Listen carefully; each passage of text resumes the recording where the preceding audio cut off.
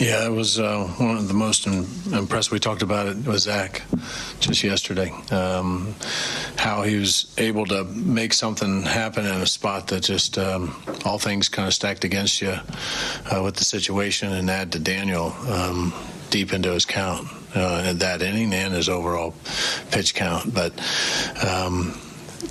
it's one of those things that you watch, and we talked about what do the young guys learn, and he's watching and got into a spot and trusted. We got the pop up, got the strikeout, and then the long fly ball just kept grinding, kept pitching. He knew we needed. He felt the energy that was in this place, and he wanted that, and that's something I don't think he'll ever forget. And I think it's part of his personal growth as a pitcher, to be put into a spot like that against a lineup like that in an atmosphere like this, and to come out on top. And couldn't ask him to do any more. Obviously, shorter outing than what he wanted to have. He was efficient getting the first couple outs, and then 3 of the first 4 innings with 2 out walks. Those are going to add up. And then even the one in the third ended up being a full count base hit. I mean, just how can we be a little more aggressive when we get those 2 outs? That's nitpicking on a guy just threw up zeros after 5, but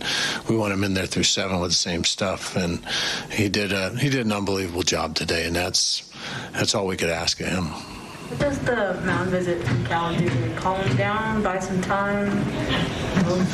Yeah, Cal went out 2 things. One, to give him a rest. Really, the thing that got to him more than anything else, it wasn't just his elevated pitch count where he was, 20 pitch innings. It was how quick our offensive innings were. I mean, they were 5 and 6, 7 minutes long, to where Daniel didn't have a chance to really recoup and catch his breath.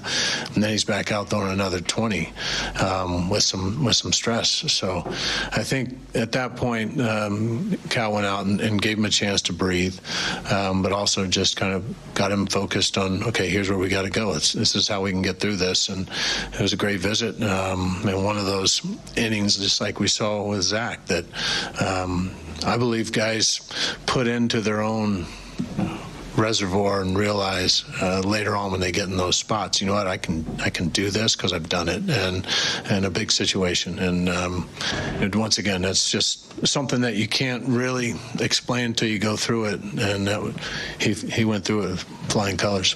I think at that point, I think Amir was just starting to get warmed up. I mean, it looked like you were sticking with Daniel through this. What did he prove to you to be able to get through that situation?